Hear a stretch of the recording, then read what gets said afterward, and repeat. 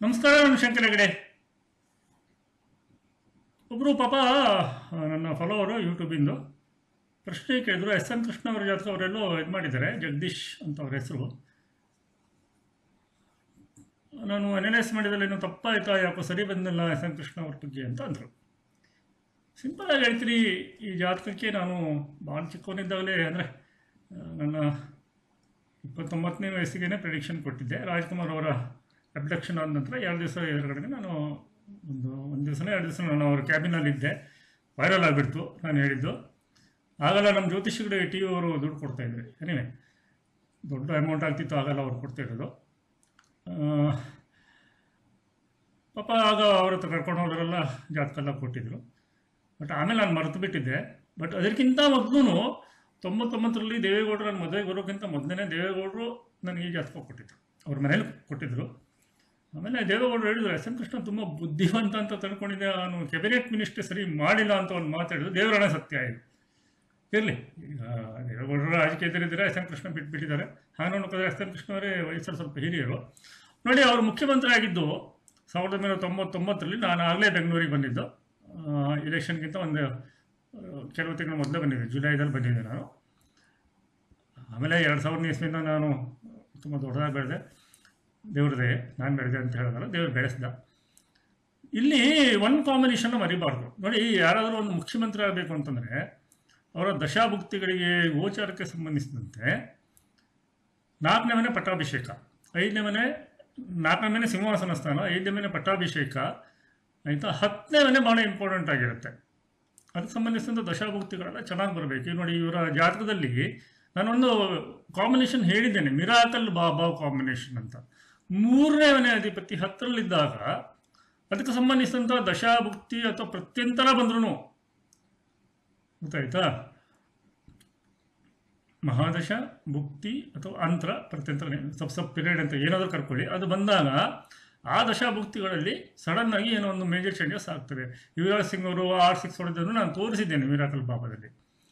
Okay, ಈಗ ನೋಡಿ, ಇಲ್ಲಿ ಶುಕ್ರ ಮಹಾದಶ, ಲಗ್ನಾಧಿಪತಿ ದ್ವಿತೀಯದಲ್ಲಿ ಧನಯೋಗ ಆಯಿತು ಬಿಡಿ. 6ನೇ ಮನೆ ಅಧಿಪತಿ ರಾಜಕಾರಣಿಗಳಿಗೆ ವೈರ್ಯಗಳ ಮೇಲೆ ವಿಜಯ ಕೊಡ್ಬೋದು. ಇವರು ಆ ಟೈಮಲ್ಲಿ ಏನಾದರೂ ಮುಖ್ಯಮಂತ್ರಿ ಆಗದಿದ್ದೇ ಇದ್ದರೆ ಮತ್ತು ಮುಖ್ಯಮಂತ್ರಿ ಯಾವುದೇ ಕಷ್ಟ ಆಗ್ತಿತ್ತು. ನೋಡಿ, ನೆಕ್ಸ್ಟ್ ಗೌರ್ಮೆಂಟ್ ಬಂದಾಗ ಅಲಯನ್ಸ್ ಬಂದ್ರೂ ದೇವೇಗೌಡರು ಎಸ್ ಎನ್ ಕೃಷ್ಣ ಅವರನ್ನು ಪ್ರಿಫರ್ ಮಾಡಲಿಲ್ಲ, ಧರ್ಮಸಿಂಗ್ ಅವರನ್ನು ಮಾಡಿಕೊಂಡ್ರು ನೆಕ್ಸ್ಟ್ ಗೌರ್ಮೆಂಟ್ ಬಂದಾಗ. ಅದಕ್ಕೆಲ್ಲ ಕಾರಣಗಳನ್ನು ನಾನು ನನ್ನ ಇಲೆಕ್ಷನ್ಗೆ ಸಂಬಂಧಿಸಿದ ರಿಸರ್ಚ್ ವರ್ಕ್ ಮುಗಿದಿದೆ. ಸುಮಾರು 75 ಅಸೆಂಬ್ಲಿ ಎಲೆಕ್ಷನ್ಸು, ಇಂಡಿಯಾದ ಎಲ್ಲ 52ನೇ ಇಸ್ವಿಯಿಂದ ನಡೆದಂಥ ಎಲ್ಲ ಎಲೆಕ್ಷನ್ಸ್ಗಳು, ಅದನ್ನೆಲ್ಲ ಸೇರಿಸಿ ಸುಮಾರು ಒಂದು 130 ನ್ಯಾಷನಲ್ಲು, ಅಂದರೆ ನ್ಯಾಷನಲ್ ಲೆವೆಲ್ ಪಾಲಿಟಿಕ್ಸು, ಬೇರೆ ಬೇರೆ ದೇಶ, America, UK, Canada, Australia, New Zealand ಎಲ್ಲ ಹಾಕಿ ಮಾಡಿದ್ದೀನಿ. ಆಮೇಲೆ ಒಂದು 55 ನ್ಯಾಷನಲ್ ಲೆವೆಲ್ ಪಾಲಿಟಿಕ್ಸ್. ಇಂಡಿಯಾಕ್ಕೆ ನನ್ನ ಫೇಲಿಯರ್ ಬಂದಿಲ್ಲ ಇನ್ನೂವರೆಗೆ. ಫ್ಯೂಚರ್ ಏನೋ ಗೊತ್ತಿಲ್ಲ, 30 ಫ್ಯೂಚರು ಕೊಟ್ಟಿದ್ದೀನಿ, ಅಸೆಂಬ್ಲಿಗೂ ಮತ್ತು ನ್ಯಾಷನಲ್ಗೂ ಸೇರಿ. ಇನ್ನೊಂದು ವಾರದಲ್ಲಿ ಹೊರಗಡೆ ಬಿಟ್ಬಿಡ್ತೀನಿ ಪುಸ್ತಕ. ಇದರಲ್ಲೆಲ್ಲ ಅದು ಡಿಸ್ಕಸ್ ಮಾಡ್ತೀನಿ ನಾನು. ಅಫ್ಕೋರ್ಸ್ ನಾನು ಎಲೆಕ್ಷನ್ನೆಲ್ಲ ಹೇಳಬೇಕಿದ್ರೆ ವೈಯಕ್ತಿಕ ಜಾತಕ ನೋಡಲ್ಲ, ಅದ್ರ ಬಗ್ಗೆಲ್ಲ ಡಿಸ್ಕಸ್ ಮಾಡಿದ್ದೀನಿ ನನ್ನ ಪುಸ್ತಕದಲ್ಲಿ.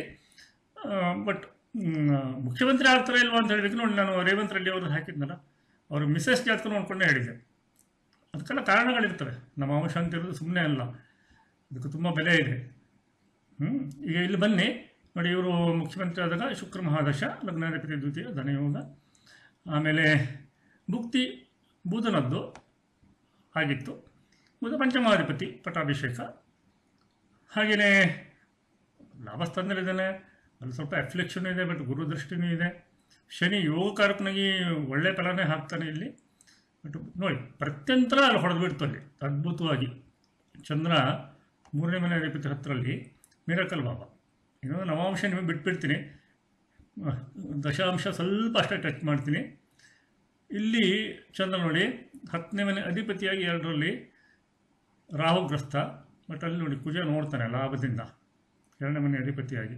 ಆಮೇಲೆ ನಾನು ಹೇಳಿದ್ದೀನಲ್ಲ, ಈ ರಾಹುಕೇತು ಆಕ್ಸಿಸ್ಸಿಗೆ ಪ್ರಾಣಪದ ಬಂದರೆ ಅದು ಪಾಸಿಟಿವ್ ಆಗುತ್ತೆ. ಇದು ನನ್ನದೇ ರಿಸರ್ಚ್ ಯಾವ ಪುಸ್ತಕದಲ್ಲೂ ಇಲ್ಲ. ಇನ್ನು ಷಷ್ಠಂಶದ ಮಟ್ಟಿಗೆ ಬಂದರೆ ನನಗೆ ಇಲ್ಲಿ ಪ್ರಾಣಪದ ಹೋದಲ್ವಾ ಗೊತ್ತಿಲ್ಲ, ಅದು ಸದ್ಯ ಇಟ್ಕೊಂಡಿದ್ದೀನಿ. ಬಟ್ ಷಷ್ಠಂಶಕ್ಕೆ ಬಂದರೆ ಅಲ್ಲಿ ಚಂದ್ರ ಸಪ್ತಮಾಷ್ಟಮ, ಅಂದರೆ ಸಪ್ತಮಾಧಿಪತಿಯಾಗಿ ಅಷ್ಟಮದಲ್ಲಿ ಬಂದು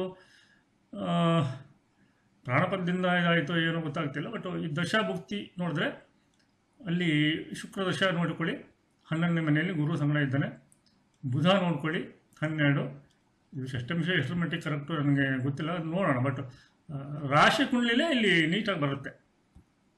ಇಷ್ಟೆಲ್ಲ ತಿಳ್ಕೊಂಡ್ಬಿಡಿ. ಏನಾದರೂ ತಪ್ಪಿದ್ದಿದ್ರೆ ಇಲ್ಲೇ ನಾನು ಹೇಳ್ಕೊಡ್ತಾ ಇದ್ದೀನಿ, ಅರ್ಥ ಮಾಡ್ಕೊಂಡ್ಬಿಡಿ. ಹಾಗೆಯೇ ಇನ್ನೊಂದು ಜಾತಕ ತೋರಿಸ್ಬಿಡ್ತೀನಿ, ನಮ್ಮ ದೇವೇಗೌಡರದು. ಹೌದಾ, ನೋಡಿ ದೇವೇಗೌಡ ವಯಸ್ಸಲ್ಲಿ ಸಣ್ಣವರು ಆ್ಯಕ್ಚುಲಿ. ಇವರು ಪ್ರಧಾನಿ ಆದಾಗ ನೋಡ್ಕೊಳ್ಳಿ ಏನು ನಡೀತಾ ಇತ್ತು, ಶುಕ್ರ ರಾಹು ಬುಧ. ಇಲ್ಲಿ ಕೂಡ ಇದು 3ನೇ ಮನೆ ಅಧಿಪತಿ ಬುಧ ನೋಡಿ, ಪ್ರತ್ಯಂತರ ನೋಡ್ಕೊಳ್ಳಿ 10ನೇ ಮನೆಯಲ್ಲಿ. ಮತ್ತೆ ಮಿರಾಕಲ್ ಬಾಬಾ ಕಾಂಬಿನೇಷನ್. ಅರ್ಥ ಆಯ್ತಾ? ಅವರು ಮುಖ್ಯಮಂತ್ರಿ ಆಗಿದ್ದರು, ಹಾಗೆಯೇ ಪ್ರಧಾನಿ ಆಗಿಬಿಟ್ಟು. ಇಲ್ಲಿ ಶುಕ್ರ ಬೇರೆ 4ನೇ ಮನೆ ಅಧಿಪತಿ, ಸಿಂಹಾಸನ ಸ್ಥಾನದ ಅಧಿಪತಿಯಾಗಿ ಪಂಚಮವನ್ನು ನೋಡ್ತಾ ಇದ್ದಾನೆ. ಬ್ಯೂಟಿಫುಲ್ ಅಲ್ವಾ? ಹೀಗೆ ಅರ್ಥ ಮಾಡ್ಕೊಳ್ಳೋದು ಬೇಕಷ್ಟಿರುತ್ತೆ. ಆಮೇಲೆ ಈ ಸೂರ್ಯ ಚಂದ್ರನಿಗೆ ಗುರು ನೋಡಿದಷ್ಟು ರಾಜಯೋಗದ ಇದು ಲಕ್ಷಣಗಳು ಜಾಸ್ತಿ ಆಗ್ತವೆ. ಈಗ ಈ ಜಾತಕದಲ್ಲಿ ರಾಶಿ ಕುಂಡಲಿಗೆ ಚಂದ್ರನಿಗೆ ಮಾತ್ರ ಗುರು ನೋಡ್ತಾನೆ, ಸೂರ್ಯನಿಗಿಲ್ಲ. ನವಾಂಶ ತಗೊಂತಾರೆ ಕೆ ಎನ್ ರಾಜವರು. ಆ್ಯಕ್ಚುಲಿ ಮಿರಾಕಲ್ ಬಾಬಾ ಕಾಂಬಿನೇಷನ್ ಅವ್ರದ್ದೇ, ನಂದಲ್ಲ ಇದು. ಇಲ್ಲಿ ಸೂರ್ಯನಿಗೆ ನೋಡ್ತಾನೆ, ರಾಶಿ ಕುಂಡಲಿ ಚಂದ್ರನಿಗೆ, ಇಲ್ಲಿ ಸೂರ್ಯನಿಗೆ. ಗೊತ್ತಾಯ್ತಾ? ನವಾಂಶ. ಇನ್ನು ದಶಾಂಶಕ್ಕೆ ಬಂದರೆ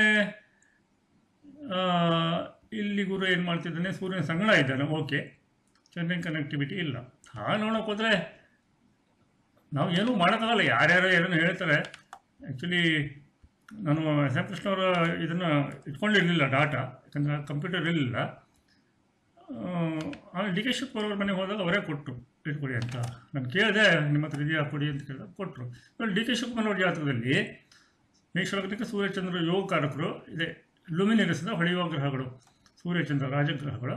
ನೋಡಿ ಅಲ್ಲಿ ಗುರು ನೋಡ್ತಾರೆ, ನೋಡಿ ನೆನಪಿಟ್ಕೊಳ್ಬೇಕು ಯಾವತ್ತು. ಇನ್ನೊಂದು ಮಜಾ ಗೊತ್ತಾ, ಅಷ್ಟೇ ಈಕ್ವಲ್ ನನ್ನ ಜಾತಕ. ಅದು ನಾನು ಎಂದು ರಾಜ ಆಗಲ್ಲ. ನೋಡಿ ನನ್ನ ಜಾತಕದಲ್ಲಿ ಸೂರ್ಯಚಂದ್ರ ಒಟ್ಟಿಗಿದ್ದಾರೆ, ಅದೇ ಮೇಷಲಗ್ನ.